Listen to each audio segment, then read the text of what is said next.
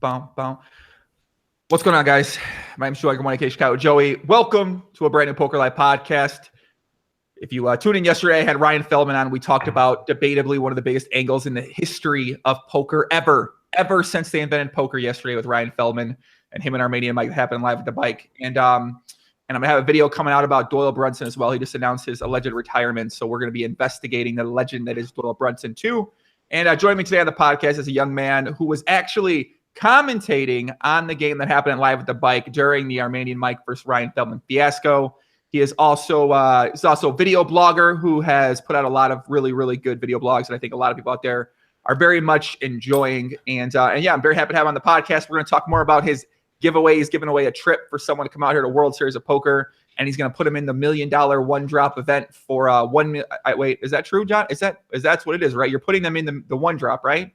Yeah, every like gets $1 more for the one drop. Right. Okay. So one like equals one vibe. One like equals $1 for Johnny's package. Is going to be given away to a possible winner. But yeah, man, we're joined by JohnnieVibes, man. Feel the vibes, dude. I could do so much with this name of yours, man. What's up, like man? It has a lot of nicknames, a lot of ways to say it, a lot of voices you could say it with.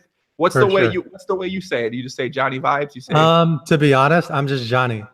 But to the people on the internet and the people that yell at me in the casinos, I'm JohnnieVibes or Mr. Vibes or JV. JV is another one that I get a lot. JV. I feel like that's cheating the nickname right there. Listen, we don't like to break TOS around here, guys. I feel like you got to say JohnnieVibes, baby, feeling the vibes. I don't know, something like it's got to be something with vibes in there. I feel like I don't just JV. I'm not sure about JV, you know? Yeah. So I think it's interesting that you said that Doyle was allegedly retiring, because I've noticed that you've taken on this allegedly persona, this investigative poppy persona. How you liking that? Well, I've been saying the word allegedly since I started doing the podcast, because sometimes I'd say things and then people be like, "Oh, that's not true. That's not true, Joey." I'm like, "All right, allegedly." And plus, if you're incriminating yourself, you also don't want to say, "Yeah, like I did this." You want to say like allegedly. So I think from a legal standpoint, allegedly is usually the GTO word. But yeah, ever since, so FBI Poppy was born during the ACR cheating scandal, America's Card Room. You guys know, no security, a lot of cheating going on that site. Remove your money right now if you can. And yeah, so it came from that. But yeah, I'm enjoying the investigations, man. I feel like I was born, because it's just like 24 table in poker, in that you're on your phone, you're on your computer, you got about 100 tabs open, and then you're just going through investigating. You're going information, you're trying to piece together a puzzle. So yeah, that's I feel like you're falling into your lane. Like this is your niche. We're relying on you for this, Poppy.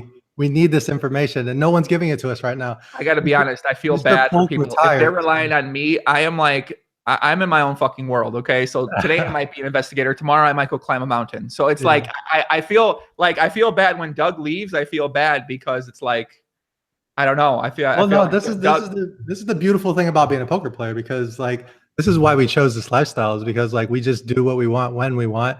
We fall into these, we follow our curiosities for a little bit, and if it's not piquing our interest anymore, we fall into something else. That's true. It seems like what's your current interest right now? Oh man, so everyone's been calling me like a video blogger, but I'm still just a poker player. I'm still just a guy that plays poker that tries to make one video a week, but that's all I am, man. Just a poker player that wants to do something creative, that follows like these creative passions. Are you there? Poppy.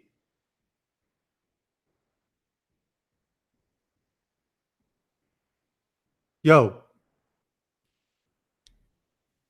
I lost you, man.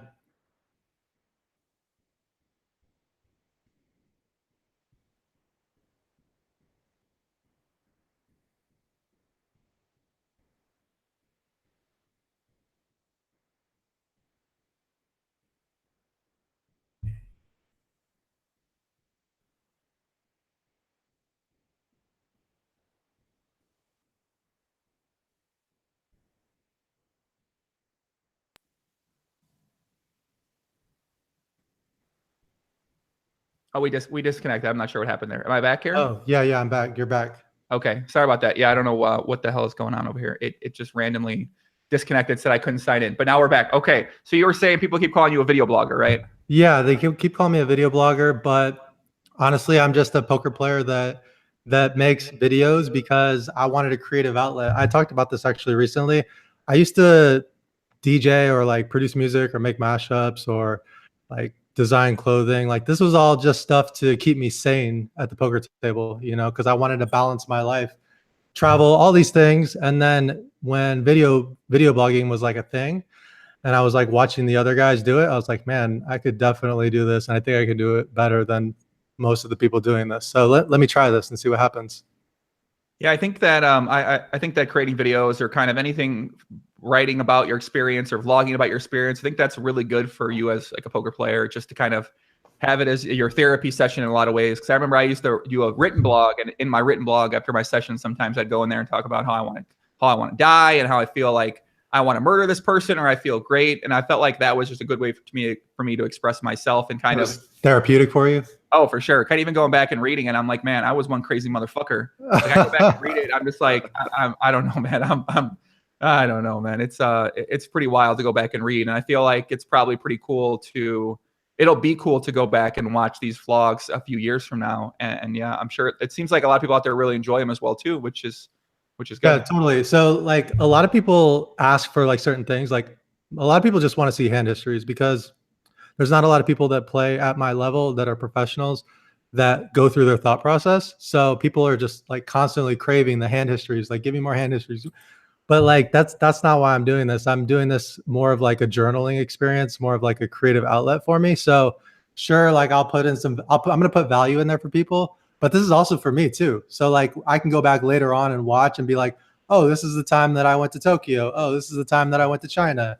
Oh, remember when I played in that underground game in Mexico and we went to EDC Mexico? Like this is all for me too. So I'm packaging it up for me so that like later on I can actually go back and watch the episodes and not be bored out of my mind watching poker hands.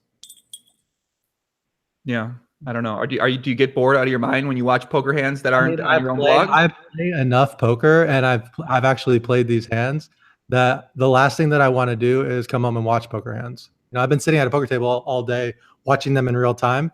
And that's the other thing is like, as much as I support the vlogger community, I don't watch other people's vlogs from a technical standpoint. Like Nimi, for example, I'll watch his vlog, but as soon as he starts talking about hands, I'll just like fast forward through the hands part so that I can see what's going on with his life. Cause like I just want to connect. I want to know the people. Like I don't really want to know so much about how your poker hands went. I think it's different when you're a professional player, and that's like what you consume all the time. Yeah, I mean, I'm not really watching a lot of hands going on out there, to be honest with you either. So, yeah, let's be real. I'm not watching the hands. But I like the hands. I like to watch the hands.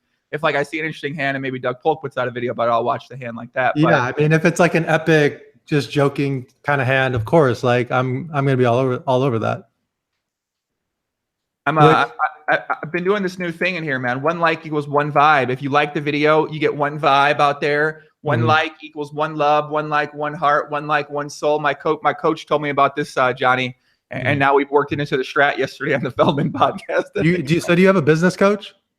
Yeah. Dude, I think that that's so important in any aspect of your life. Like whether you're a poker player, whether you're trying to do your thing in business, like you got to have a coach, because like who are you going to have that's going to give you feedback, or that's going to be experienced, that's going to be like, yo, I think that you need to incorporate this, or like, I think that there's an opportunity if you look here. Because like, I just surround myself with like poker players, like I have some business friends, but it's hard for me to rely on them for business advice. So I have guys that I go to for business. So I think that coaching is extremely valuable.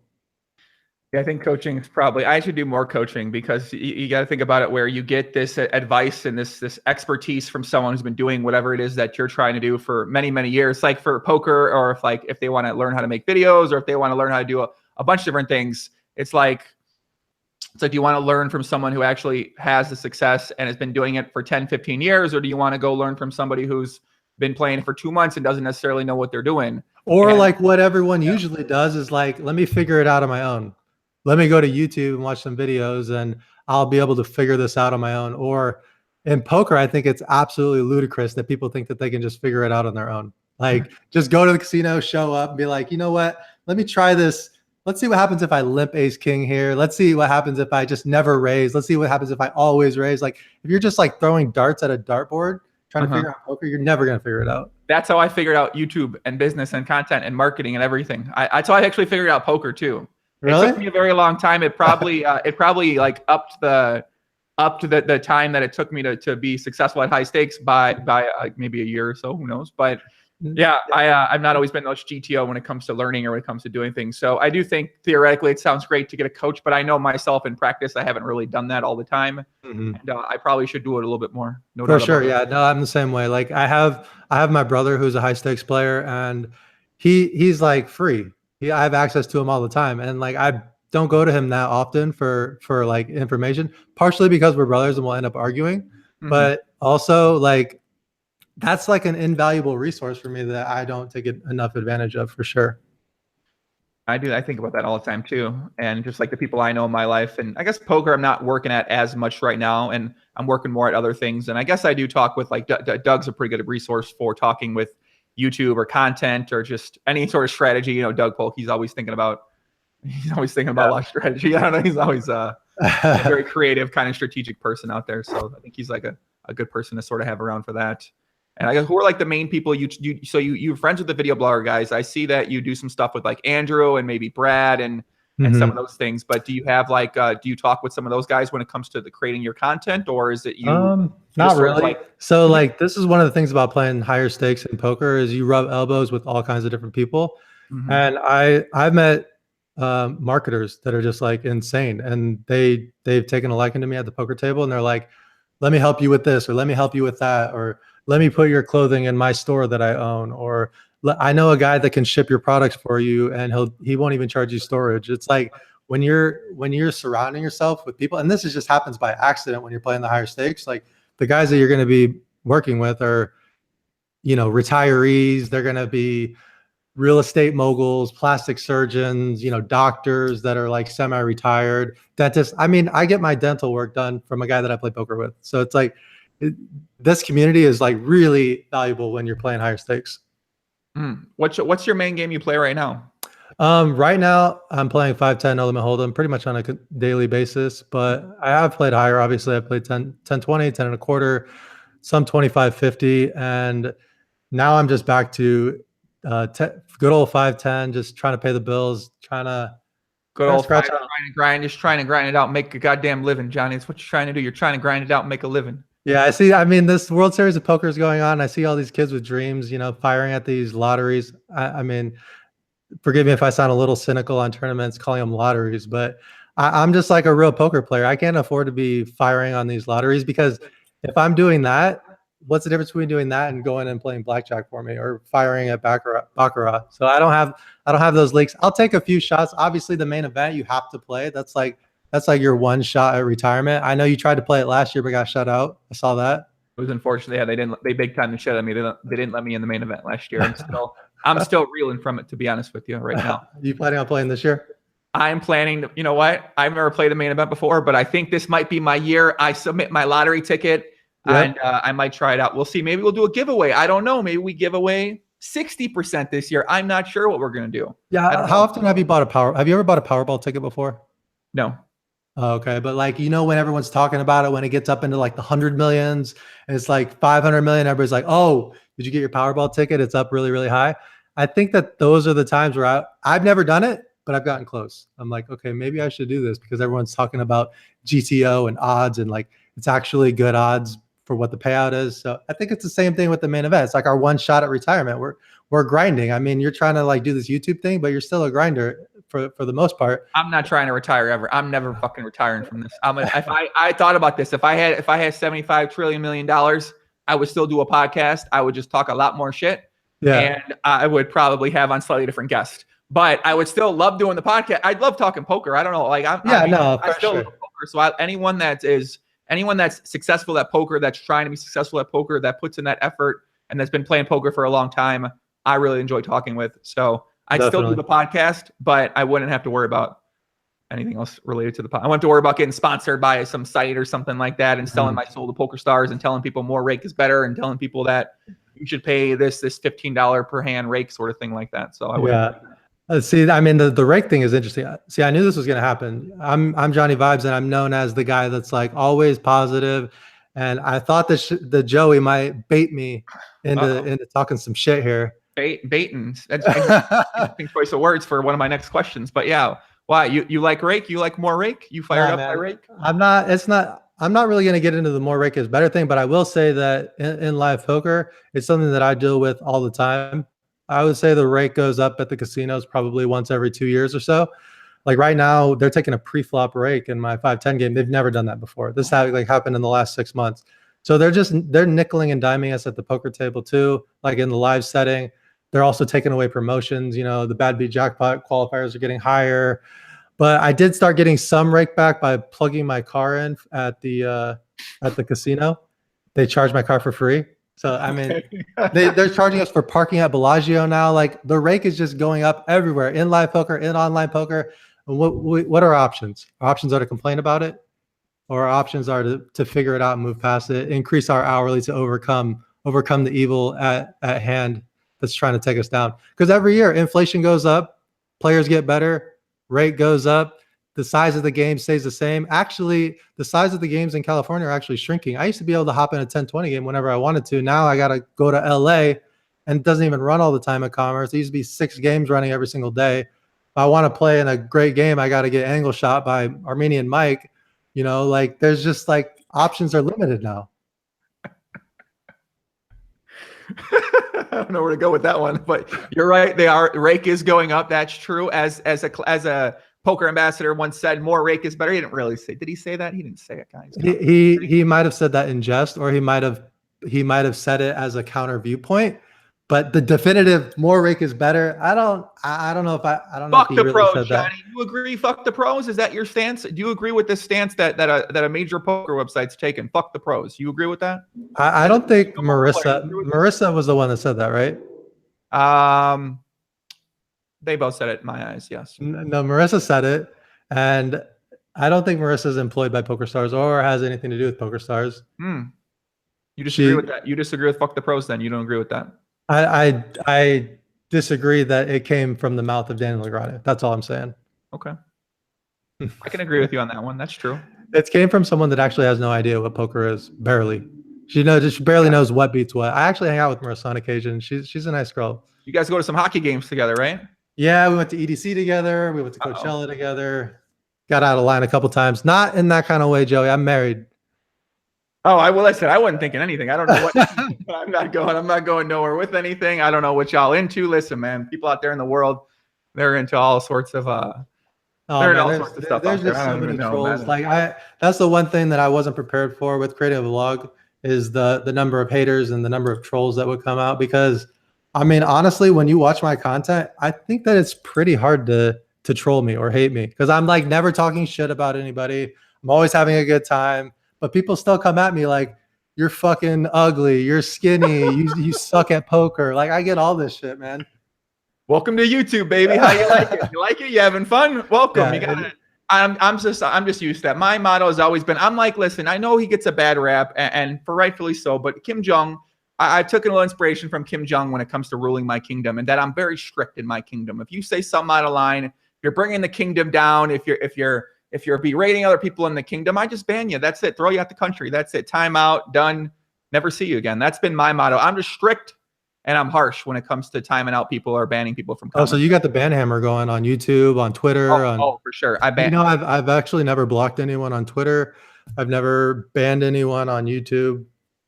I mean, if somebody like says something hateful to me, I'll usually respond with something really positive and like try to like, hey, I saw that you were upset with something that I said. I just wanted to reach out and see if maybe there was something I could do about it. And then they're usually just like, fuck you, I hate you. And I'm like, okay. All right, well, I'm not going to respond to you anymore. I think normally when I say something to them, they're like, oh my God, thanks for responding, Joey. I was just kidding around. I didn't think you're going to read that. And I'm like, all right, calm down, Jerry. It's fine. You told me to suck your dick. I'm not going to, but I recognize that I acknowledge you said it. Now I'm going to block you and I don't want to ever see you again. So yeah, I mean, there was a guy that I don't remember exactly what he said, but it was something like really hateful towards me. And I basically just said, I'm sorry that you feel that way. And I said something really positive, right? And I went back like 5 minutes later and he had deleted the comment. Damn. So I think he realized that he was being a dick. So he was like, wow, this guy actually didn't come after me. So I've started to take the because it started to happen a little bit more frequently now. I just started ignoring it, and it's something that I've had to coach Christy on a lot because she gets it a lot more because she gets the girls get the looks thing a lot, and guys don't really have to deal with that. Like, there's no guy in there like in the chat or usually telling me that I'm ugly because like he doesn't care about that shit, you know. I hope not. I mean, they might. I don't know. Like, I'm not sure what these guys think. I don't. Like, you'd think they wouldn't be saying these things, but I mean, I don't know. And I've looked at my demographics. I'm 96% male.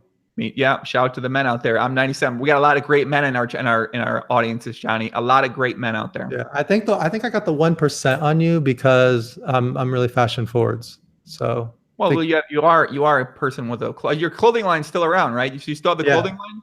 Yeah, for sure. That was just me being like, I want to do something that's creative. I was like making music, and I was like, let me do something that's fun. That'll be fun for me. Let's just be a clothing designer. I don't know what the hell I'm doing, but I'll figure it out. I got some money to burn. Max Steinberg just peeled 4th place in the main event. I swapped with him. He's like sending me money, so I'm like, let's put this money to good use. Sure, I could have played 25-50 or 10-20 or whatever, but I wanted to burn it making clothes. And how'd that go? Not good. No, people didn't buy it, but I still had fun. And the other thing was I learned a lot about business, and that's like something that I've always wanted to do. I mean, I've been like scratching out a living for 10 years now without having a job, but I was like, man, I don't know if I want to just grind forever. Let's try to figure out how this business thing works. You know, I have no entrepreneurship in my family. Had no one really like coaching me through this. So it was kind of like I never got the coach. Like I said, I should have got the coach, but just decided to start firing money on stuff that piqued my curiosity. Definitely have learned a lot. And would I do it again? For sure. And I still got the clothing line around, but who knows if that's just going to be like this passion project that I have on the side and I'm going to move into something else. I mean, I'm getting bombarded with people that want to do business with me all the time now that I have a vlog. And that's something that I'm not going to do. I'm not going to sell out my channel for, you know, ACR or some of these other sites that are like constant PPP poker and like, no, I'm not going to do any of this shit. I hate all of you guys.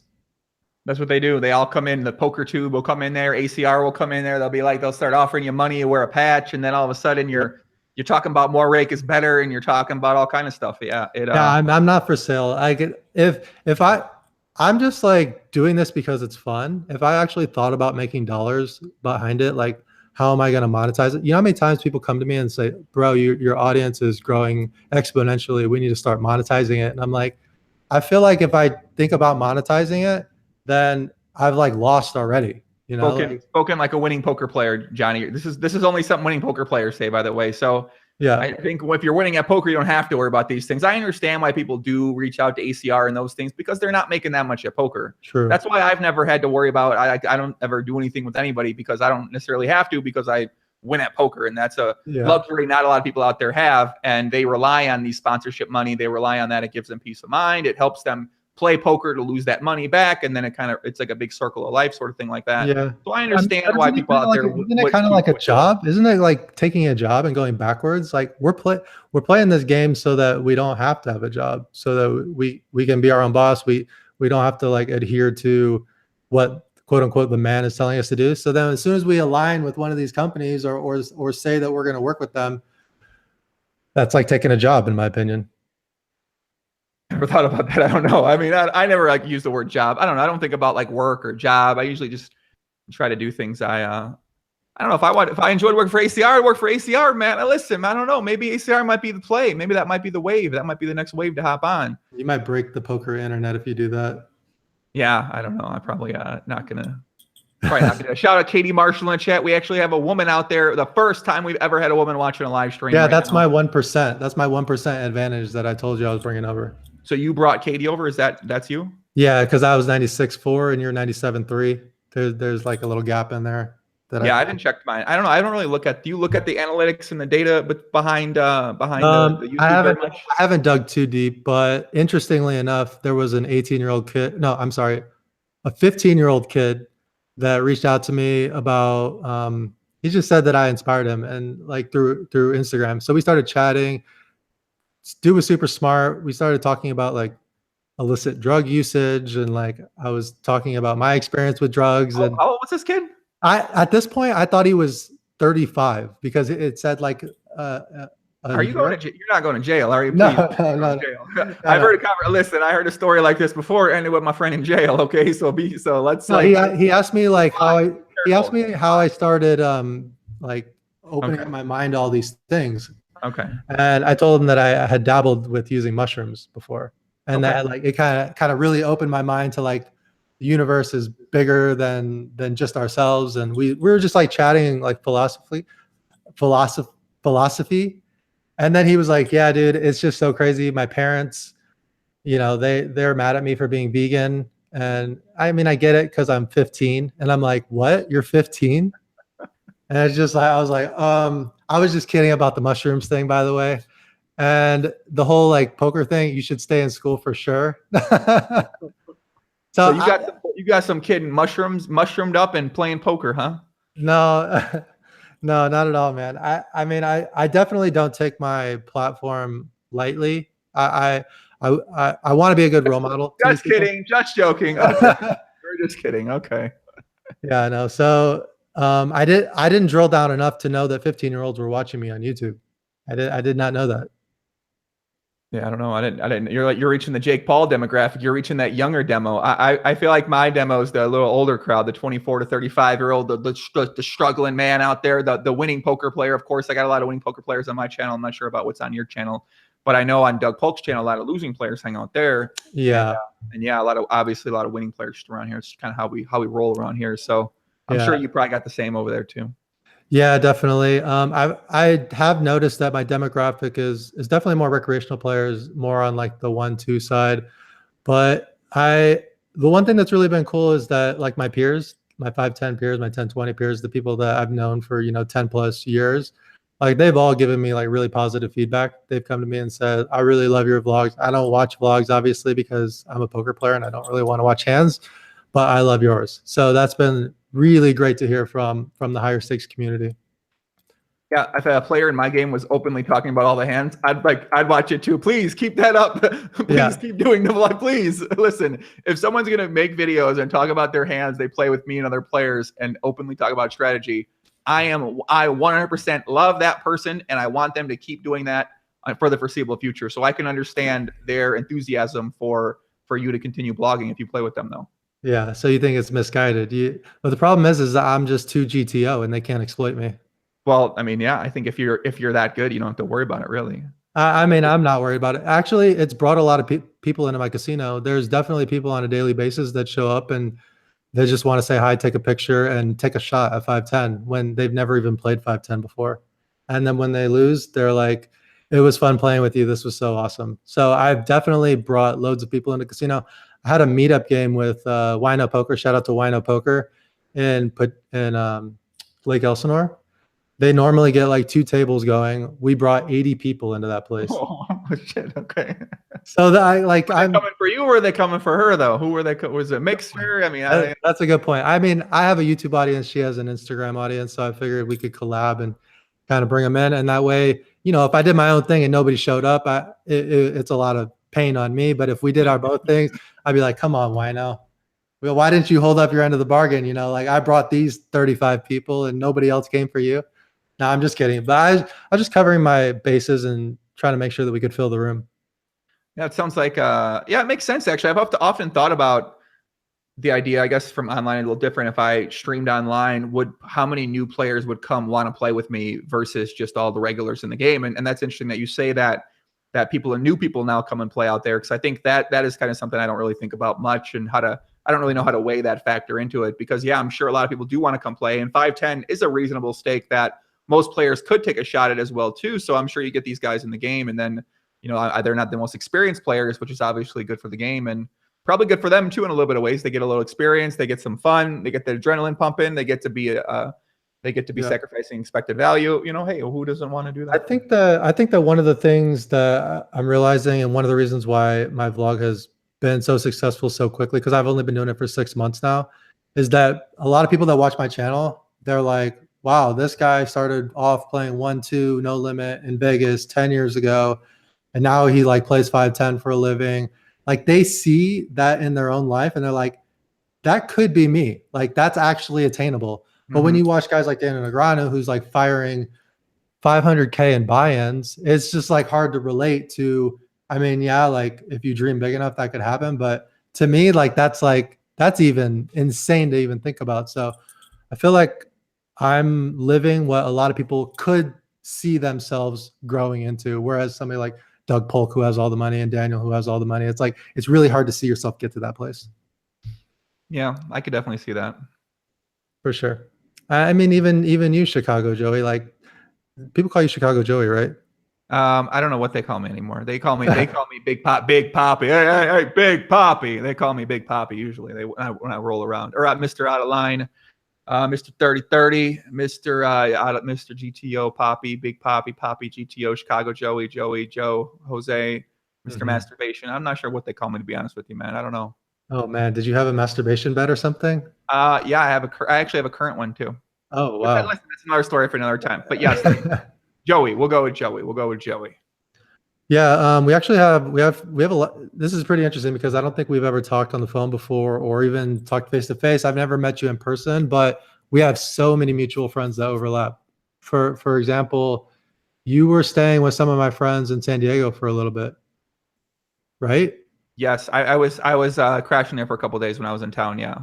Yeah. I think I met you there, right? It was like one late at night. We were about to go to a nightclub. There may or may not have been terms of service being broken that night, but I think you were just there. It's possible. I think you were just there. Yeah, you were there. I remember seeing you there. You were there. You were standing up. I was like, "What's up?" Your name was different than I believe. I don't think I called you Johnny then. I don't remember calling you Johnny. And I was like, "Who the fuck is Johnny? I was like, I thought his name was something else. Wait a second, what? I was confused. Yeah, no, I have a lot of names too, but my name was definitely not Johnny back then. Well, it was kind of Johnny. So here's what happened. In Vegas, I was Timo, short for Antonio Marino, Tony Marino. And then I moved to California, chasing bigger games, wanted to like level up my poker. And at Ocean's 11, you have your player's card and it sits on the table. And there was this guy named Tony at the casino that everyone hated. And on my player's card, it said Johnny, which is my actual first name. And everyone was like, "What's your name?" And I would say Tony, and they'd be like, "What? What are you talking about? Your card says Johnny. Why the fuck are you lying to us?" Like right out the gate, you don't have to lie to us. We can see that your card says Johnny. So I was like, sure, okay, I'm Johnny. And then all of a sudden in California, 5 years ago, I just became Johnny. So it wasn't like an overt thing. And then JohnnieVibes, I didn't even pick that nickname myself. Like I started the company Deep Vibes. That's the name of my clothing company. So people were calling me Johnny Deep Vibes or Deep Vibes or Deep V or Johnny, and then all of a sudden it was just like they dropped the deep and it was just like JohnnieVibes. So I don't know how you get these nicknames. You don't pick them. They just happen. So what's your actual name? Wait a second. What? So your name is Anthony, Tony, Johnny. What's the actual name here? For the record, my dad is Mexican. So he just wanted to keep naming me names. So my name is Johnny Antonio Vicente Moreno. That's 4 names. So wait, so Mexican people like to just keep naming people names? Because I might be Mexican if that's the case, because I love naming people names and I speak fake Spanish. Yeah. So my dad didn't have a middle name. So I think that he had to like make up for it, him not having a middle name, with just giving me all the names. This guy sounds awesome. I don't know. And I wish I had a dad like that. I mean, I wish I had a dad, period, but I wish I had a dad like that for sure. That would have gave me some cool nicknames like that. Yeah. Does he play poker? Is he a poker player at all? No, man, he's blue collar. He worked in a factory when I was growing up, and he ended up becoming a police officer. He's been on the police force for 29 years, about to retire, and he doesn't even know what beats what. But he's the sickest. He's like so proud. Everywhere we go, he's like, "This is my son, my other brother." He's like, "This is my son. He's number 27 in the world championships of poker." Because my brother got 27th in the main event like a couple years ago. So like he just blasts off that like my brother's 27th best player in the world. That's awesome. He might be. He says he's not. I don't know. And then with me, it's like, "Oh, this is my other son. He's got a YouTube channel and all these people watch him, and he's just the greatest thing ever." So it's actually really cool to have a dad that's just so on board with everything like that. Sounds like a very, very GTO father right there. Yeah, I mean, I was the oldest kid, so I had a lot of responsibility on me growing up. So me playing poker was like automatically my mom and my dad were like, yeah, you're cool. Like we know that you are the oldest. You've always taken care of everyone. You're the most responsible out of everyone in the family. So if you say it's cool, like we're on board with it.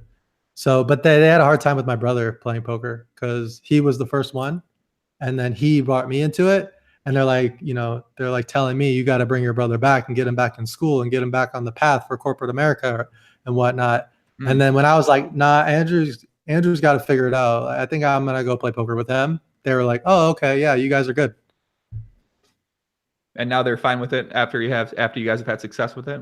Oh yeah, they're 100% on board with it now. I mean, it helps that we've never gone to them asking to like borrow money or anything. Like that's definitely something that has helped, and we've always paid our bills. It turns out your parents are going to think you're a little bit of a degenerate if you go to ask them to borrow money when you're playing poker. That's true. Yeah, for sure. My mom used to think that. Yeah, for sure. It's really cool, like having a tight knit group of people that are just immersed in poker and like playing the higher stakes. So my brother, Christy, and me are basically like a family unit. We lived together for the longest time. And we've all like ran our money down to like almost nothing at various points, but we've never all ran our money down to almost nothing at the exact same time. So like when my brother was like, peeling hundreds of thousands of dollars and had almost $1 million a year playing poker, I didn't have any money. So I was like, hey bro, can I get 20K to get me back on track? And he'd be like, sure, here's 20K. And like when I went to Sweden and stayed there for a summer and spent every single dollar I had, I hit up Christy and I was like, hey, I need to come home because I don't have any money in my bank account. Can you get me a flight and like put me back in the game so that I can play? Paid her back in, a month and a half. So like, it's nice having this because I can't go to my mom and be like, yo mom, I was in Sweden for the summer, spent all my money. It wasn't because I was losing in poker, I promise. Can I borrow 20K? You just can't do that. So it's been a huge blessing to have them in the poker community. Do you have somebody, Joey, that you go to that's like really tight with you that you can just like transfer 20K back and forth, no questions asked? That'd be an interesting prop bet to see. I mean, I'd be like, how many people? I don't know. Yeah, for sure. Definitely. Yeah, definitely. Yeah. And now it's gotten to the point of where like, I would say all three of us have probably 6 figures in borrowing power. Thank God, like I haven't had to borrow 6 figures or anything like that, but it's very comforting to know that I can live dangerously. Like if I want to go fire off and head to Russia and watch the World Cup and I only have 30K in my bank account, it'll be fine. Like I'll get home and I'll figure it out. Yeah, I think that's something people don't talk about often. It's just once you get to a certain point, you have this borrowing power that could be unlimited in some instances. So part of the problem though is that like there's been a lot of like big name pros that have abused that borrowing power, and they're just not good at poker. They are poker personalities, but they're not good enough at poker to like make the money back. Like who? Look, this is that bait that you're getting. That well, listen, you're the one that said it. I didn't say it. Okay, I didn't. If I said it, you can ask me who. I got to tell you who. No, I mean, there's plenty of people that have gotten themselves, that has been like well documented. That's not even me calling them out, that have gotten themselves into trouble by making bets that they couldn't pay, and not being able to regrind it back in poker. Abusing their borrowing power. Well, I would say that I think a lot of those players never grinded it in poker in the first place. For the most part, they may have gotten lucky, got a big score, got a sponsorship, and they never really had to grind through those wins and losses and ups and downs against actual competition where they needed to study. So a lot of those people, they may have been able to win in poker in the past, but they have absolutely no idea how to actually work hard to get better at poker. And then when the time comes for them to have to work hard and get better at poker, they don't know what to do. And that's a lot of those people out there. I think that's what's happened to a lot of those old professionals that we may have known, professionals in some sense of the word. And yeah, I think that's what happens to people out there. Yeah, I think, well, there's this other perception that I'm like new to poker, but because I've only been vlogging for 6 months, but I've been around for over 10 years now. And I kind of feel like I was part of this new school, like I was a Dwan fanboy and like all these guys that were like idols to me growing up. And then at the same time, like I still have some attachment to like the old school guys, like the Daniel Negreanu's and the Chris Moneymakers. Like, so like, I feel like I'm this hybrid of still like being like a guy that's, really immersed in strategy and really immersed in the technical aspects of the game, but like still have this like exploitative side of me. So like I go back and forth between this GTO and exploitative light.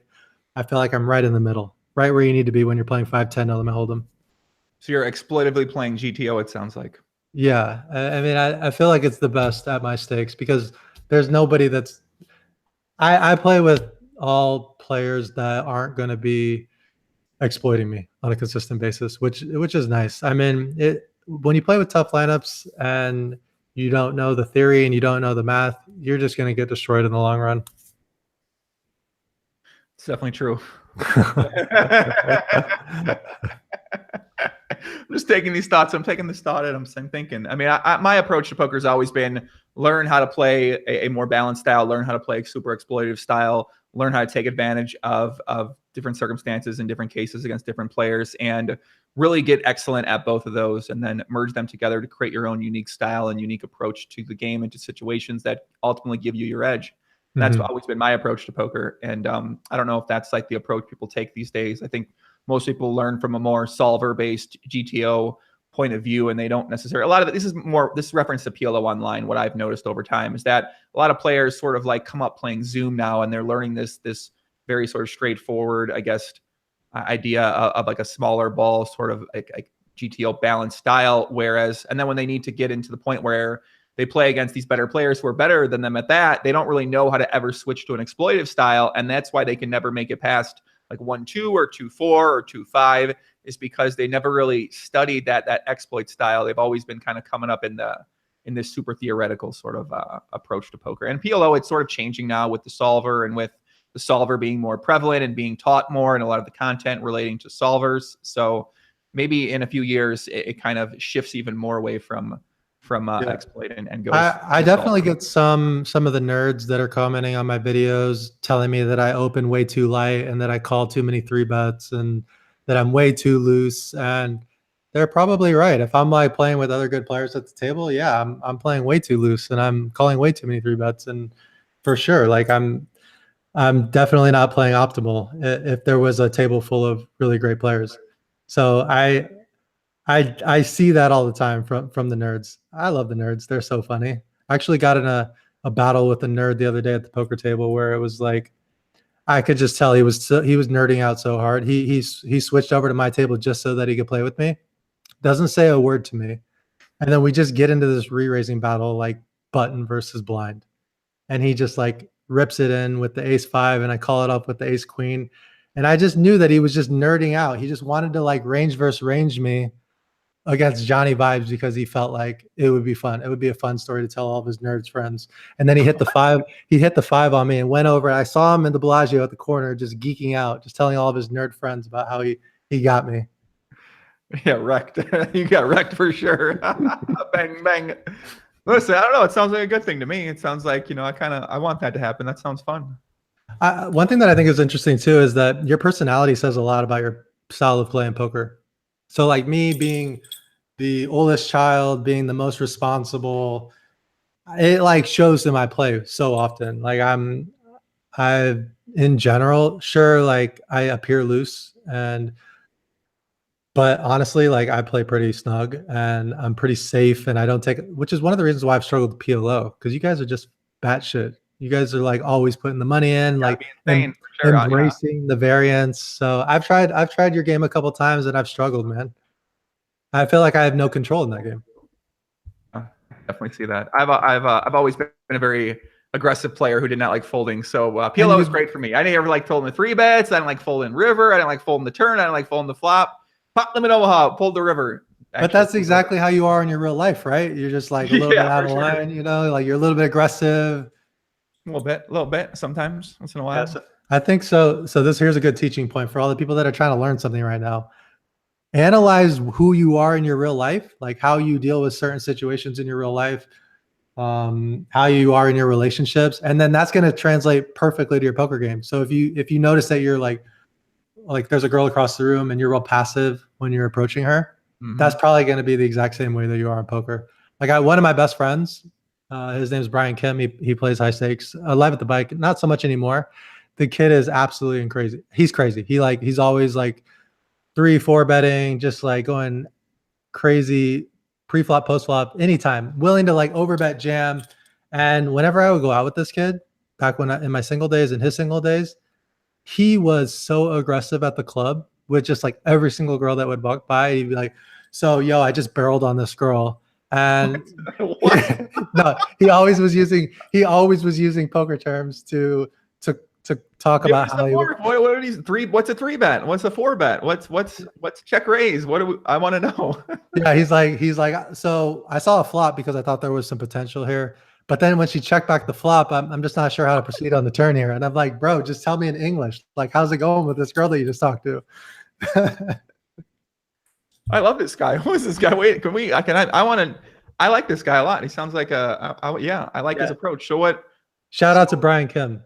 Does he still use these things? Is he still overbet shoving? Is he still? Yeah. So he's still aggro. He lives in Australia kind of now. Like he met a girl in Australia and now he's like got an apartment in Australia. He still has his apartment in LA. This guy's super secretive too. He's probably like really upset with me right now for telling all this stuff. Ruining his game, huh? Yeah. As someone who's also got an apartment in Australia because of a girl, I relate to him very well.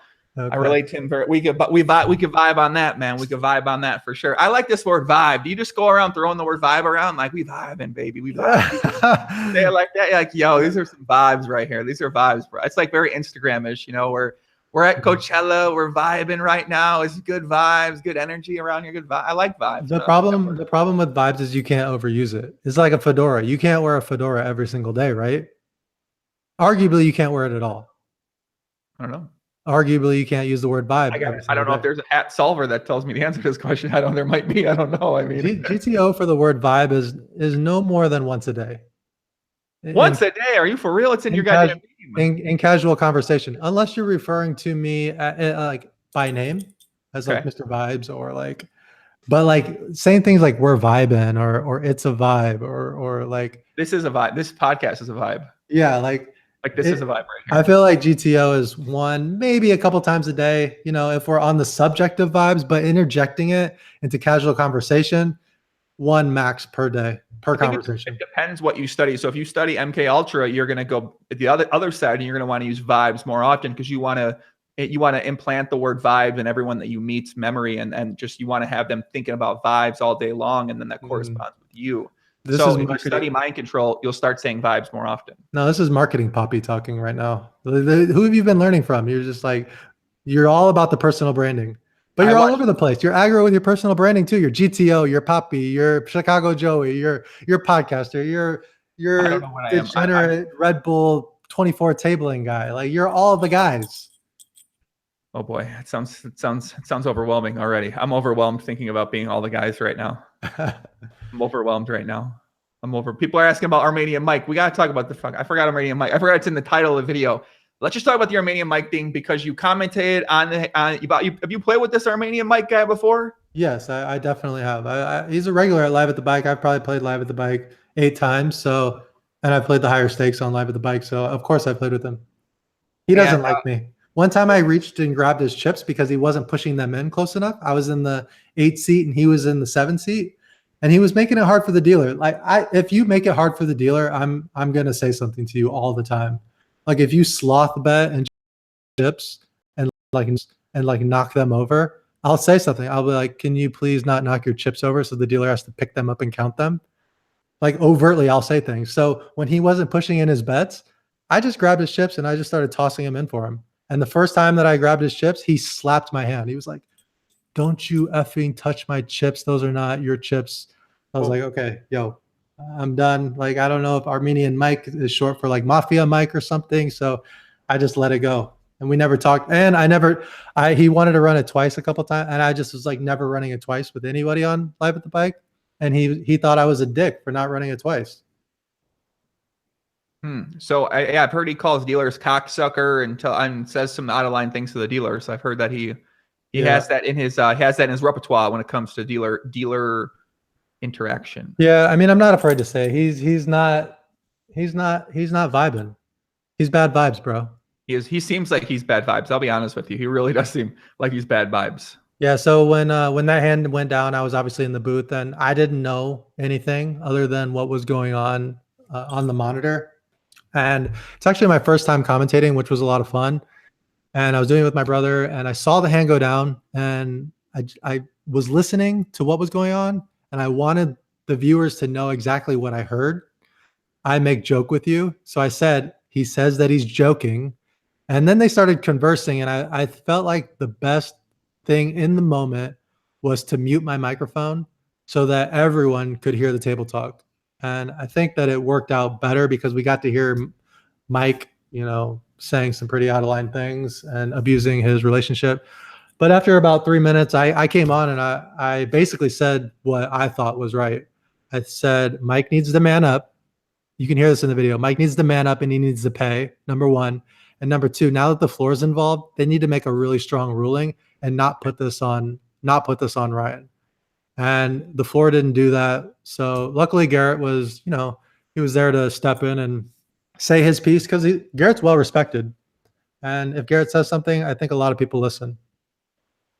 Yeah, I think I said that in the video I made about the incident that took place, is that Garrett can he has that rep's respect. He has that reputation. He gets that from, I would imagine, almost all the players in the game. So I think he can step up and say something like that, and then people are going to treat that with a lot of respect. Whereas we heard during the video when someone else tried to say something, he's like, what are you talking about? Mike got angry at him. He started yelling at the other person that tried speaking up about it. So I can understand in that situation, like it's maybe an intimidating it's an intimidating place to be in terms of thinking about speaking up for someone or not speaking up for someone. And I guess from your perspective and you doing commentary in the booth, did you get the impression there was a joke being told here? Did you get the impression that he was he was testing out some new stand-up material when you were in the booth? No, or did you get the impression that he was trying to take advantage of Ryan and the friendship with Ryan? This is exactly what happened. So have you ever said something and you're like, I probably shouldn't have said that?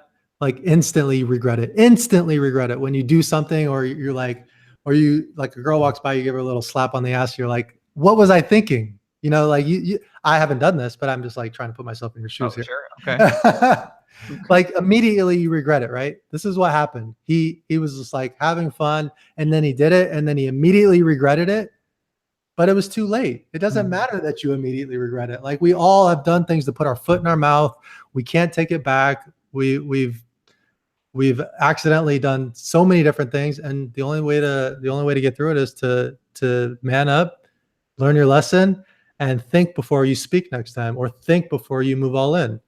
I mean, I know because of some of the things that I've done, irrationally, like quickly. Now I try to take my time a little bit in all aspects of my life, not just with poker, but like before, when some guy calls me a name on YouTube, I like immediately want to be like, F you, I hate you. But I'm like, okay, hold on. Let me like think about this for a second. All right, I'm gonna ignore it. You know what I mean? Like this is what Mike did. He just reacted, and then he was like, wow, I should not have done that. And I honestly can't believe that he took it to the lengths that he took it. It's definitely a bad look for him. And I mean, the guy can afford it. Like 10,000, he can afford it. And I think that I would be embarrassed, first of all, to like try to like backpedal like that, knowing that it's on camera. And I would just snap, be like, you know what, I made a mistake here. Here's the 10,000. And then I'd probably just leave and hope that nobody ever saw it, rather than, talking about it for 8 minutes. And now the whole world sees it. The whole poker world has seen this hand. The whole poker world has indeed seen this hand. This is one of the most viewed poker clips in the entire year, Johnny. Unfortunately, for what would have happened if he would have been like, oh shit, I was just kidding, but I'm not going to say that I was just kidding. Here are the chips, and he just walks out. The hand would not have even been like, nobody would have even known about the hand, to be honest. And somebody might have been like, did you hear about Mike getting snapped off for 10K? And everyone would have been like, no, I didn't hear about it actually. Yeah. So he created this all on his own. Yeah, it'll be interesting to see if he ever comes back on the show. Feldman said that he is banned from the show or suspended. I don't know. He's like, Feldman's a commissioner of the league. He's suspended from Armenian Mike from the show. So I don't know if he'll be ever coming back. But, hopefully maybe we get him on the podcast one day and kind of talk to him, kind of see where he's coming from, see if he thinks he did something wrong in retrospect, see kind of what his thoughts on the situation. Maybe he doubles down on the idea of telling the joke. Just a joke gone wrong, a bad joke. But yeah, I agree with you on your take of the situation where it did seem like he never thought he was going to get called. So he makes the bet and then he's like, oh my God, I just got to say, and he went in sort of this survival mode where he just started saying whatever he thought he had to say to be able to get that money back. And yeah, I honestly think it was going to work out until Garrett said something. I mean, Feldman said it might have worked out. I think there's a chance he could have kept that money if Garrett does not speak up there. Yeah, hopefully the floor man learned his lesson here. And I mean, we all make mistakes, and I think the floor man should learn from this. And if he doesn't learn from this, then he needs to be axed immediately. Next time anything like this happens where he's soft on a ruling, the lesson here is that you need to be firm on your rulings and don't allow side action. I've been seeing this in LA for so long, you know, grinding in California, where two guys will get all in at the Commerce and the third guy folds. And then these two guys will be like, hey, just take your money back. It's all good. Like, let's chop up the side pot here. And then like the guy in the middle is like, what the hell are you talking about? Like, you guys just squeezed me out of the pot. And then they're like, this isn't between you. This is between us. And then like this guy wants to call the floor. And then the floor is like trying to enforce this. LA is just like, it's like the wild, wild west out here, man. So how do you combat this? So if you're in this, like, what are you looking out for? Is there something that you change about your style if you're playing in LA compared to playing in Vegas? Is there something what's I mean, there's definitely ways that you can protect yourself. And some of the things you can do is when, you know, someone says like, you got it, like hold on to your cards until their cards are firmly in the muck, you know, like little things like that. You know, with Feldman, it could be, did you say you were all in? He says, yes, I call. Luckily, in this case, it was so clear that his hand had released the chips, his forward motion, like it was all on video. So there was nothing that anybody could say to, you know, not believe Feldman. But in general, there's things that you can do to protect yourself. And protecting yourself is simple. Just holding onto your cards, clarifying. The dealer knows that this guy's all in. I mean, I don't know how many times where somebody has said all in, Snap said all in, and I'm like, dealer, did he say all in? And the dealer's like, yes, he said all in. And I'm like, okay, I call. Yeah, I do that a lot too. Yeah. There was actually a time where I actually have a lot of fun at the table. Like that's one of the things that you'll like in my most recent vlog. It was really cool because at the Westgate, we get to pull our camera out. And normally it's kind of like this behind the scenes thing where I'm like trying to secretly film what's going on. But at the Westgate, it's like I could just like pull my camera out and shove it in your face and be like, yo, you're on the camera right now. I have this hand. You don't know what I have. Like, I'm just having fun talking my hands out loud. But where I was going with this is that I love to talk, right? It's part of the game. I have fun. It's like social interaction is big for me. So there was a time where I was playing at Ocean's 11 and I had a straight flush. I had King, Queen of Hearts, and the board was 9, 10, Jack of Hearts. But the Jack and the 10 were both paired. So it was Jack, Jack, 10, 10, Jack, 10, 9. So I had a straight flush on a double paired board. This is like the most glorious thing ever. And when the other guy obviously has a Jack. So the pot, it wasn't even that big. And he check raised me to 600 and I had 3,000 back and I covered him. He had around 2,600 and I moved it all in and he goes, man, he's like, you have quad 10s? Because like in his mind, that's the only thing he loses to. He doesn't even realize that there's a straight flush on the board. He's so consumed with the fact that there could be quad 10s that he's not even paying attention. So I'm like, I don't know, man. This is a tough one to figure out. I'll let you pick one card, knowing that he's never going to pick a 10. And so he picks the King of Hearts. And as soon as he sees the King of Hearts, he like snap. He's like, snap, I call. So then I show and I was like, straight flush, $3,000 here. Thank you. And then he goes, I said I can't call. And I was like, no, you said you call. And he's like, no, man, I said I can't call. And I was like, wait a second, dealer, what did you hear? And the dealer was like, I heard him say call. And then I was like, get the floor over here right now. And he's like, no, hell no, I'm not paying that bet. And he picks up his chips, all 2,600 of them, and he starts running to the front door. And like security has to block him. And they're like, sir, go over here and let's talk to the floor and see what's going on. And he's like, no, they're going to make me pay. They're going to make me pay. And I didn't say that I call. I didn't say that I call. And so like the floor got involved and eventually they ruled in my favor. And they're like, if you don't pay him these chips, you're never going to be allowed to come into this casino again. And he paid up, and then he talked a lot of shit to me saying that I was in the wrong for making him pay when he said that he can't call. So I mean, you see it all the time. People like he snap said, I call, as soon as he saw the king of hearts. And then he instantly regretted it when he didn't realize that there was a straight flush on board when I instantly showed the other card, you know, same thing. What? I'm confused. So the guy tried running, he picks up the chips and he tries to sprint out of the casino? Yep, with the rack in his hand. What the hell? Okay. And then he stayed in the game after he got stacked? No, he paid the chips and he left. Wow. Okay. I mean, there's yeah. I don't know. He was taking a shot. He was like a smaller 2-3 player. He had ran his stack up.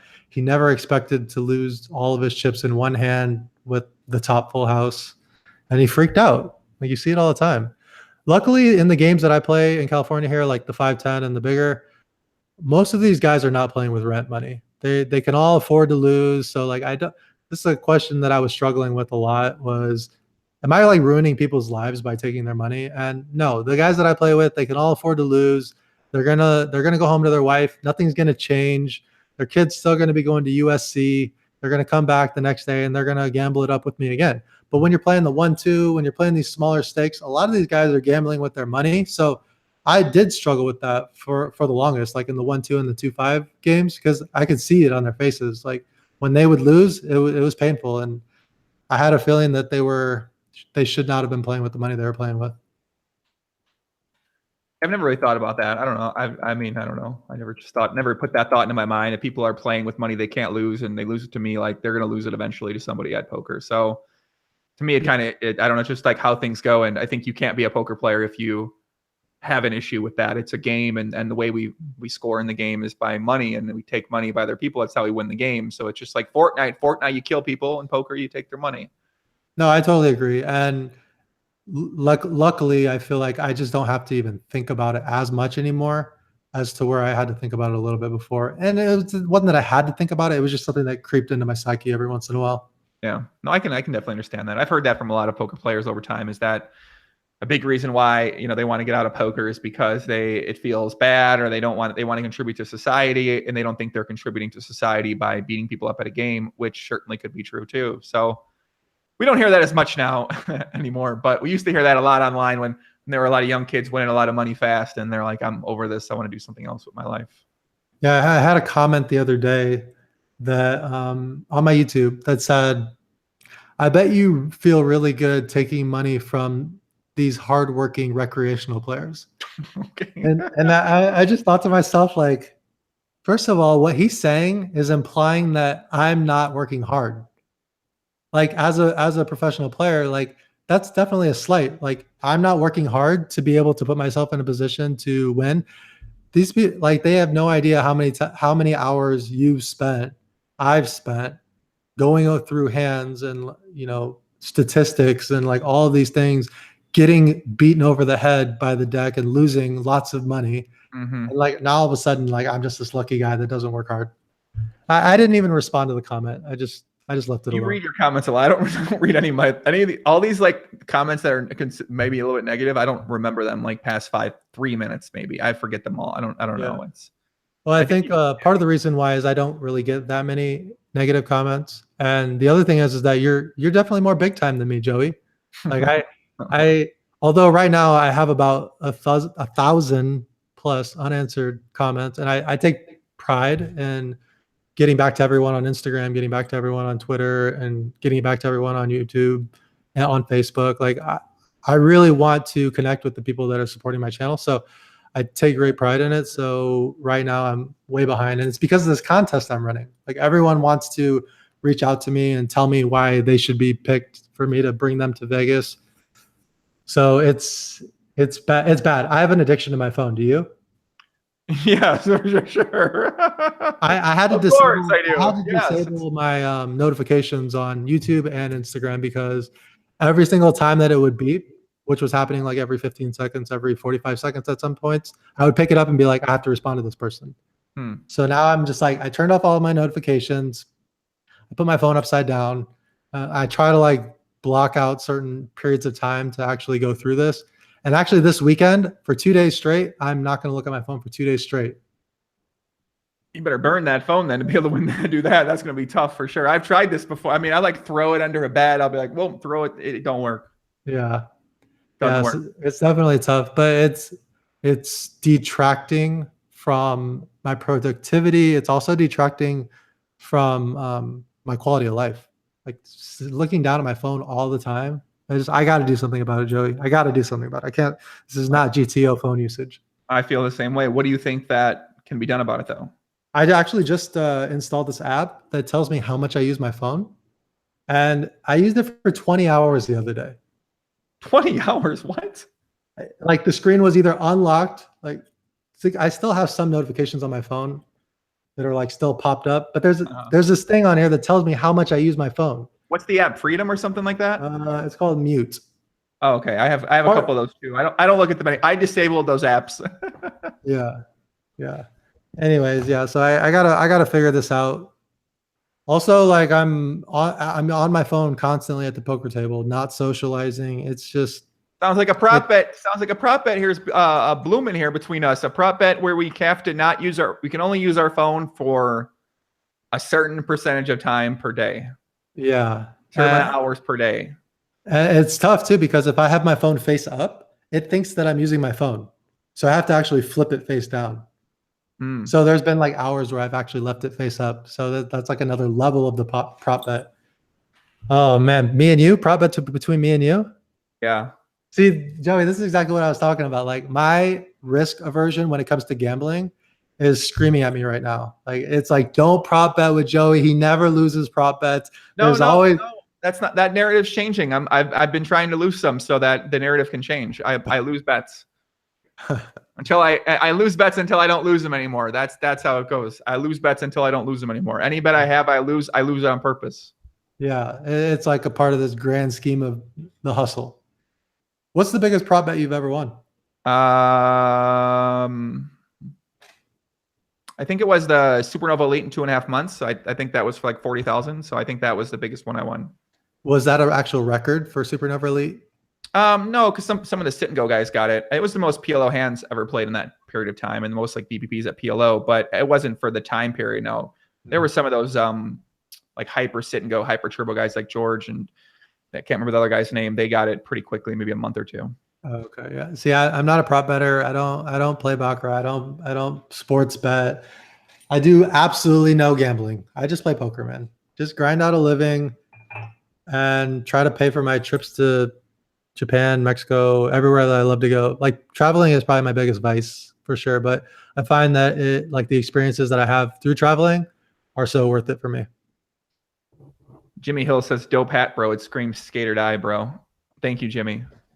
Thank you. What would I say to that comment? Should I tell Jimmy if I see him in person, I want to face fuck the shit out of him or something like that? Is that what I should say to him, or should I not? I shouldn't say that, right? I shouldn't. No. You know what? I'm not going to say that. Thank you, Jimmy. You're right. I like this hat. Thank you, my friend. You're very kind. Man. That hat is definitely a vibe for sure. This hat, listen, you want to know why I'm wearing the hat, guys? Because my hair's a little fucking out of line. I'm getting my hair cut today, okay? You want me to see me like this? They're gonna say I'm crazy. Johnny, they're gonna say I'm nuts. They're gonna say I'm a mad scientist. So I put the hat on. All right. It's the bet. What evil do you want to deal with? Do I want to deal with this evil? Do I want to deal with that evil? I don't have I'm fired up today, man. Let's give some shout outs. You got some shout outs you want to give to people out there, Johnny? I don't have the chat pulled up. I've been looking at your face the whole time. Who you got? Who do you have in mind? What's a person that comes to mind when you think about giving a shout out to somebody?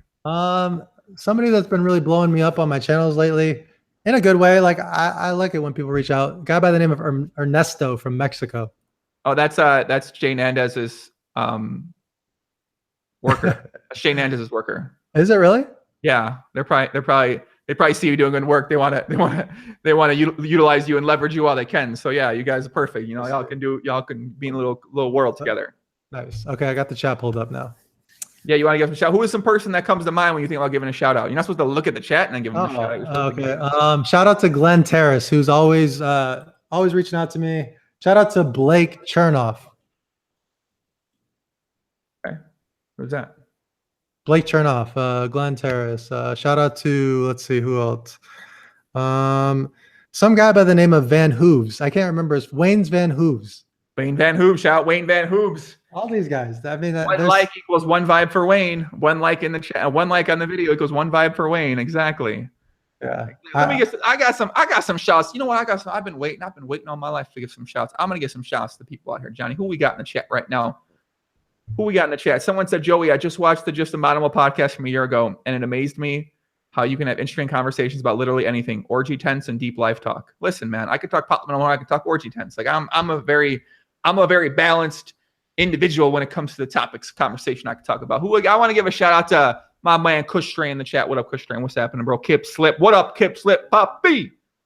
What's going on? Adam, what's up, Adam? Tony G.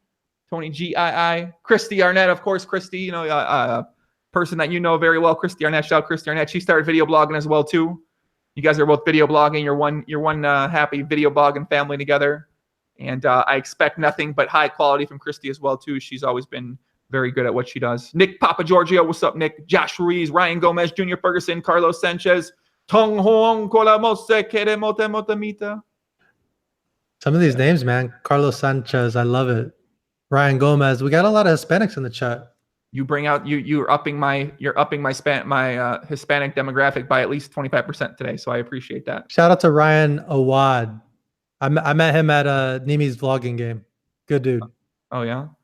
He said sick vloggers. What does it take to have a sick vlog? What goes in? You got to get the right music. You got to get the camera. Because to me, the vlogs all seem the same. I'm gonna be honest with you. It seems like it's like a shot.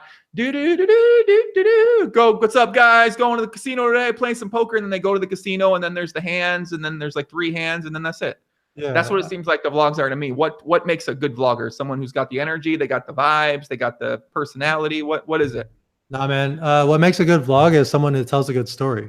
Like, you know, like anything that you watch Netflix,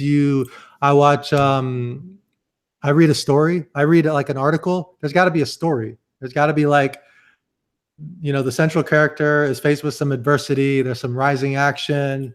And then there's like a lesson at the end. Ooh. So I feel like any good vlog tells a story. And I do my best to tell a story, but sometimes the story just doesn't happen, you know? Sometimes it's just more of reporting versus like the creative aspect. And as like it's funny, like people just think that vlogging is just like pointing a camera at your face and talking about some hands. It's not that at all. Like I'm actually producing a piece of content. I'm telling a story. I'm letting people into an aspect of my life. So telling a story, letting people see who you really are, because I think that if they see who you really are, they're gonna attach to you, and having like good quality. Like you can't just like piece together some cell phone footage and some terrible audio and think that people are actually gonna watch it. So I think being a perfectionist has helped me for sure. Being versed in music, I'm mashing up the music in Ableton. I'm fairly well versed in video editing. So all these things go together to create a vlog that's palatable, that's watchable. Got to give me a shot, Joey. Check me out on the next vlog. I did watch yours to prepare for this one. I watched a couple of them. Yeah. Did you watch the one from the Westgate? The last one, were you at the Westgate there? Yeah. The Westgate. Okay.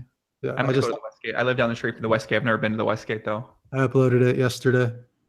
You polluted it? I uploaded it yesterday. Oh, okay. Polluted it? When are you coming back to Vegas? I know you're not in Vegas now. You're in San Diego. I got a flight tonight, actually. Tonight? You're coming tonight? Yeah, I got a flight tonight. But I'm doing this no phone thing with my wife. We're doing this little retreat where we like don't have our phones, and it's like personal development stuff, man. I'm always working on myself. And then I'll be back on the grind. And then I'll probably put my name in some lotteries. I got to pick a winner for this contest on Monday. Who's going to win? I don't know, man. There's like so many videos that I have to go through, so many comments that I have to go through. There's like so many guys that I really like. It's going to be really difficult to pick a winner.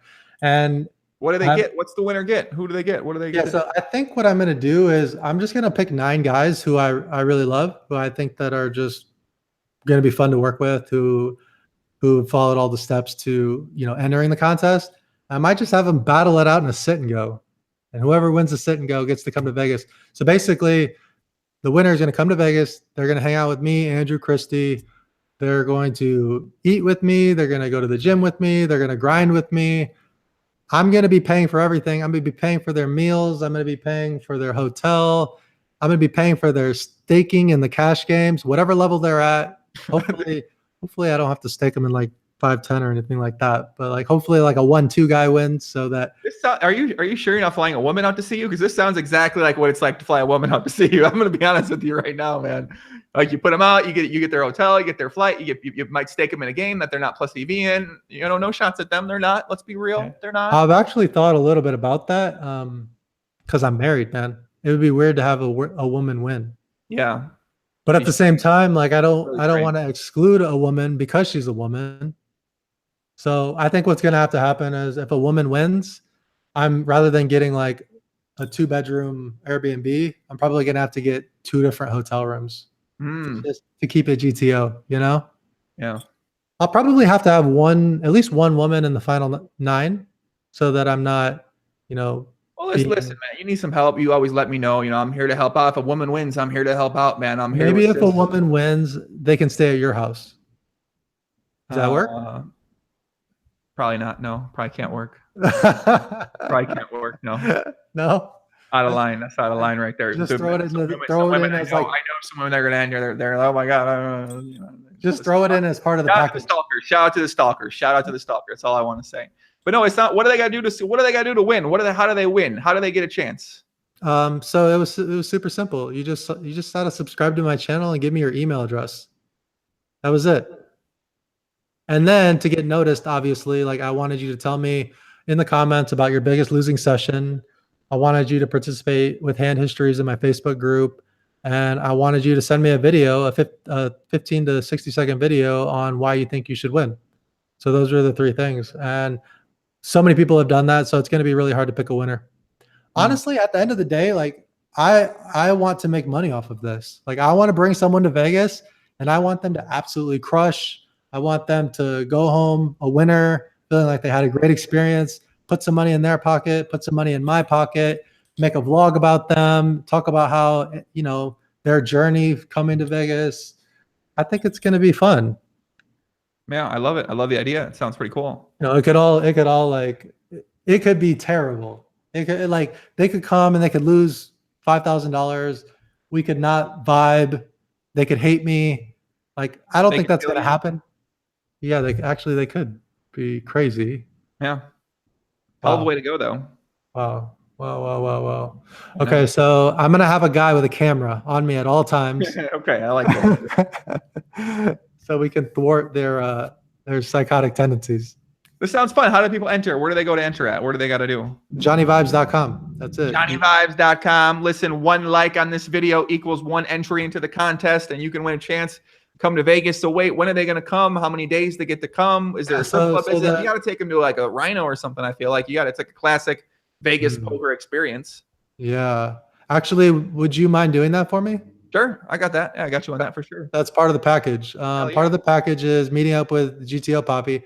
I only got $100 allowance for Rhino though. Like I have to cap them at some point.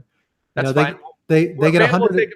We'll take them to a little busted down one. Maybe they get a little more bang for their buck there. You know, we'll take them to the Chinatown. They go to Chinese shower. They give you a shower and a massage for about $20. So maybe that's more their speed than Sapphire or Spearmint Rhino. Yeah, I'm trying to make this a great experience for everybody. So okay, a great experience for everyone. So like if they want to hang out with Andrew Nemi, I'll hook it up. Like I'll say, hey Andrew, let's get some dinner. My guy wants to come hang out with us for dinner. Or if they want to meet Daniel, I'll be like, Daniel, let's I don't know what to do. Let's vibe. Let's go have dinner. And this guy really wants to meet you. If the guy wants to go to a strip club with Chicago Joey, I'm gonna do my best. I'm gonna see if you can handle that for me. If you guys want to go out, have a good night out of line. I've never been a strip club guy, but I did partake in Spearmint Rhino's breakfast every once in a while after a long session. You ever get their breakfast? No. What? They have good breakfast, man. Do they? Okay. So What do they? The Spearmint Rhino has good breakfast. What time are we going there? Like, what are you getting? Is it like, where do you eat at? Are you eating on stage? I got questions. Like, do you go to the room? Like, where? No. It's not a private room. It's out in the middle, out in the open. You walk in and you're like, hey, I'm just here for breakfast. They seat you. They know you're a local. You're here for breakfast.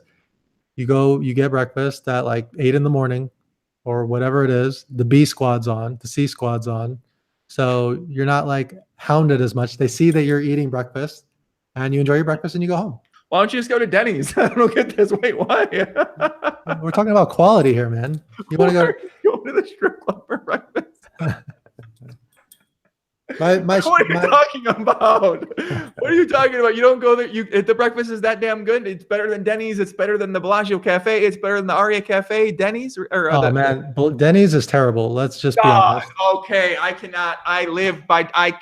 Denny's is the most underrated food place in America. I think it's amazing. They have great food. Now, breakfast might not be that great, but some of these little skillets they've upgraded their menu. I'm telling you right now, their menu is not half bad. Bellagio Cafe is overpriced, you know. True. I mean, this is like right in the sweet spot. You're gonna have to try it out. Normally, when I'm finishing up poker at 7 a.m., I go to Taco Bell because I'm usually ready to die, and I just had a big losing session. I played all night, and I'm questioning my life, and I'm questioning my existence in the world and on Earth. And I mean, this is the old days for me. Like nowadays, I'm up at 8:30. I'm married. I have a dog. I go play poker at noon. I'm finished with poker at like 6 p.m. I come home, have dinner with my wife. I'm in bed by midnight. And then I'm up doing the same thing the next day. Like the old, like going to the strip clubs to have breakfast, that's just not me anymore. I'm a married man now, living the real life. Like I feel like people have this perception of poker players that is like the breakfast at the strip clubs. And there's all walks of poker players. When you're old and grizzled like me, you're a family man, you know? No, I don't know. No, I know. You're not there yet. You're not there yet. No, I don't know what you're talking about. No, I don't. I wish I did. No, I don't. At some point. No, I don't again. No, wait a second. No. One day I'll figure it out. How old are you now? 37. Listen, there's a 100% chance that I'm going to be married by the time I'm 37. That's in a few years. I think it's coming. Like I think it's. I hope I'm not. Yeah. I hope I'm not. Yeah, I hope I'm not. The Grand Lux is pretty good too. I like the Grand Lux as well. That's usually where I go as well. Early in the morning when I want some food and I don't want Taco Bell or McDonald's. Mm-hmm. Yeah, telling my wife's parents that I was a poker player definitely wasn't easy. You know, like there's no clips of me on ESPN playing big buy-in tournaments. There's no YouTube channel. It's just me grinding it out in card rooms. So who's to say that I'm not some drug dealer in their eyes, you know, or some deadbeat that's like living off their daughter. So it took a little bit of time. It didn't take long actually, but I won them over and things have worked out. To the strip club? Like, how'd you win them over? What did you do? No strip clubs. Just I did take her mom to a club one time. Oh, okay. And I think that just them seeing that their daughter was living a lifestyle that they knew she couldn't afford on her own was enough for them to realize she probably can't be going to, Ibiza on her own salary and, taking a European vacation for 2 weeks. So they kind of realized that like whatever I was doing, I was providing for her in some way. And it's great now. That's the sickest thing, Joey, is that she is a boss and she makes all kinds of great money now. Dual income, no debt, no kids. Like this is how you make it in poker. You tailor your lifestyle to a way that's not spewy, that where the other person is actually contributing to the relationship. This makes sense. Yeah. This makes sense. Sounds like the dream right here. It sounds like I don't know many people that fit into this category. I'm going to be honest with you. I actually don't know. I'm going to be serious now. I don't know a lot of poker players that fit in this category. I actually don't either. Yeah, I don't know. I maybe one. I know. I actually don't know. I can't think of the top of my head. Well, my brother and Christy both make good money, but they both make money in poker, so it's a little bit different. Yeah. My wife she's the first employee at a startup here in San Diego that has 10 employees now. So she's like, although she's in a startup, it's still kind of like a corporate kind of thing where she gets her regular paycheck. Yeah, I don't know of too many people that fall into this category here. This will be me one day. Maybe. Yeah. I don't really know. That's the dream. I don't know. Let's get some questions from the chat, guys. I'm trying to keep this 90 minutes. I failed. It's okay. Let's Are we take a over couple 90 questions. minutes for real? What do you say? Yeah, it's been 90 minutes. It's a vibe, bro. We're in the flow. We're in the flow state vibes right now. We're flowing. Let me get some questions from this chat. Carlos Vila. That's not a question. I think I actually did read one up here earlier that I wrote down. Mark Rubin says, "Hey Joey, can you ask Johnny what the most valuable thing he has learned from poker that applies to life outside of poker?" I would say the most valuable thing that I've learned has to do with my emotional state. And there was definitely a time where I would get crushed and I would feel hopeless and I wouldn't write a blog post about it. I wouldn't get all Chicago Joey about it. But I would go into my room and watch an entire season of Prison Break on Netflix and not come out for a day and a half. So I think that constantly getting beaten over the head in poker and learning how to like adapt and maneuver and get through it and not want to kill yourself. I think that that's the most valuable lesson that I've taken into any aspect, anything that happens in my life. I'm like, it's not that bad. We'll figure it out. Oh, we don't have any money to pay our mortgage or our rent.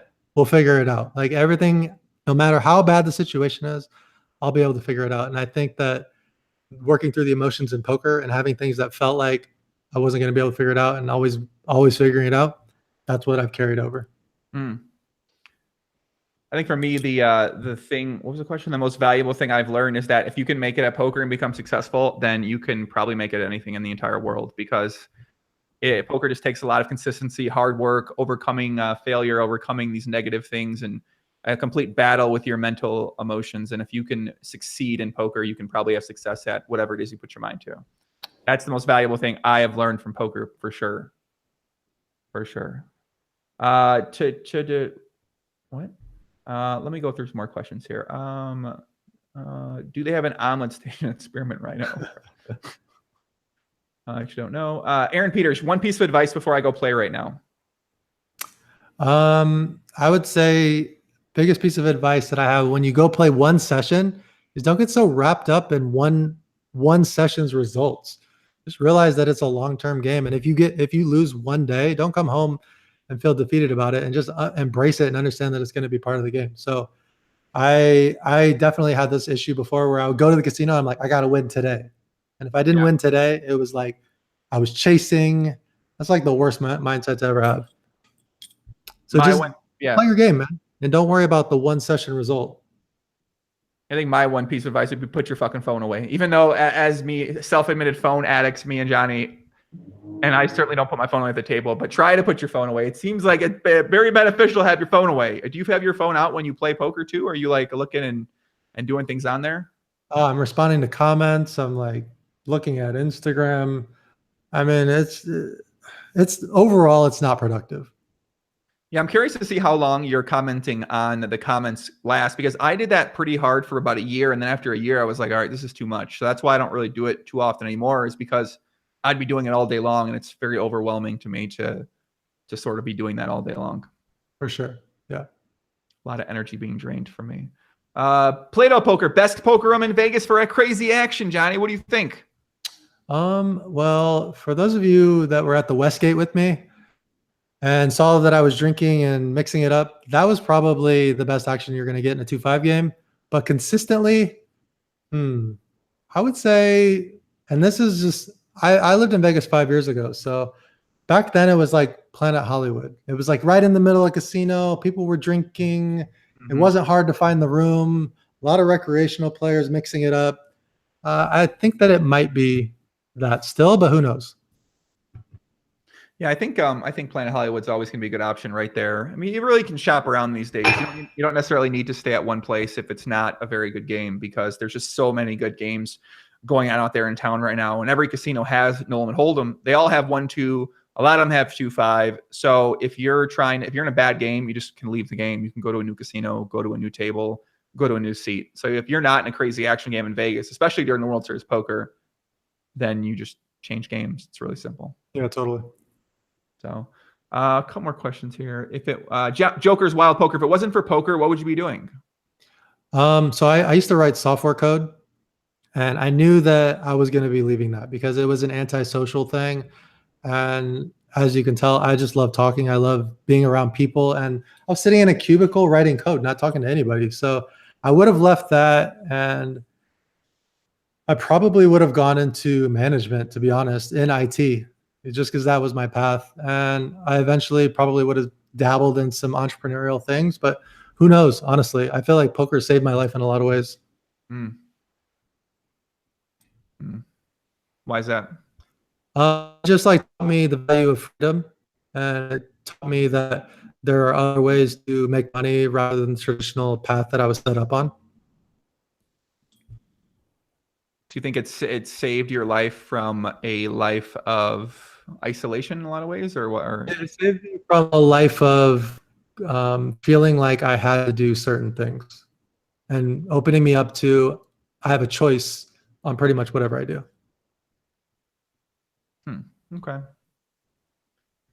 What do you think? What is a lot of poker people done out for there you? don't realize that. That's a good point. A lot of people don't realize that you have a choice to do whatever you want to do, and if you don't want to work for someone else, you can make it in a lot of other ways out there in the world, whether it's poker, whether it's an online business, or whether it's some sort of service. There's a lot of different things you can do where it doesn't require you working for someone else. So yeah, I think poker does kind of show. Poker probably did show me that too. What would you say that poker in your life has been an overall like positive thing for you? Oh yeah, for sure. Yeah. That's why I love it so much, because it has had such a positive impact on my life. And I know it's had a negative impact on people's lives out there, but for me, it's been one of the best things ever to happen to me. So yeah, I'll always be very grateful for poker in my life, and I'll have it in my life in some capacity, I think. Definitely Potluck Omaha, the great game. So, all right, one more question, guys, and we're going to wrap it up here, though. I almost hit it. I almost hit my goal. I set a goal for 90 today. It's okay. It's all right. What you guys? What would be your one piece of advice you'd like to give people out there to as they go upon their weekend? Yeah. I mean, so this is tough. One piece of advice I would say is that the way that you live your life and the energy that you have and like how you approach situations, like this is all a choice. Like things that happen to us, we have the choice on whether or not we want to be like angry about it, we want to be happy about it. And this is like a perfect example of what happened the other day for me at Westgate with the vlog that I just uploaded. I got it all in a bunch. Like I was playing a lot of hands. I was having a lot of fun. I was way out of line with the drinking, and things did not go my way. I was like losing a ton of money. And afterwards, everyone was like, let's go to the bar. And, I dumped multiple thousands of dollars. The old me would have been like, you know what? I don't want to go to the bar. Like, I want to go play 510 at Venetian or wherever it is, try to win some money back and like feel better about myself. But I made the choice. I was like, a lot of these people are here to see me and hang out with me. I made the choice to be happy and to like go have fun with them. And I think that a lot of people get caught up that they realize they don't think that they have a choice on how they feel. So just choose how you feel. Choose what feels better. I like that a lot. I think we're going to, I think we'll end the podcast on that note, because I like that note right there. People saying about an out-of-line Pot Limit Omaha game, potentially with me and Johnny. Will you train me on Pot Limit Omaha? I don't know if the out-of-line PLO games I have are the best training grounds for Pot Limit Omaha, but I could. I don't know. It's hard. I don't know. Yeah, I could. I don't know. All of the recreational players that I've played with on a consistent basis in my No Limit Hold'em game, they've all moved to Pot Limit Omaha. So I see this game next to me with all of the quote unquote whales. Don't flame me for using the word whale. They're all sitting in Pot Limit Omaha now. And I'm just like over here trying to grind out a No Limit Hold'em with the regs. I love it. That's awesome. I need to learn this game. I need to learn this game. Well, listen, I'd be more than happy to give you some Pot Limit Omaha advice. It is a beautiful game. I don't know if I'll be having any games, guys. I might not. I don't know. I was very spontaneous with the games I put together. Maybe one night I might put it out there. I'll go there. I'll have 10 Jack and Cokes and I'll get out of line and I'll take everybody's money. But that might happen. That might not happen. Not sure. But yeah, if you guys want to, guys, check out JohnnieVibes on his YouTube channel. If you want to submit to win a chance to come to Vegas, go to his website, JohnnieVibes.com. You could submit your entry and potentially be chosen to come out here and have a nice World Series poker adventure. It's a very special time out here. And I think that's a very cool promotion he's given away. And yeah, thanks for coming on the podcast, man. I much appreciate it. Yeah, I appreciate it, man. It's the first time that I got to hang out with you. Super fun. Hopefully I'll get to run into you in Vegas too.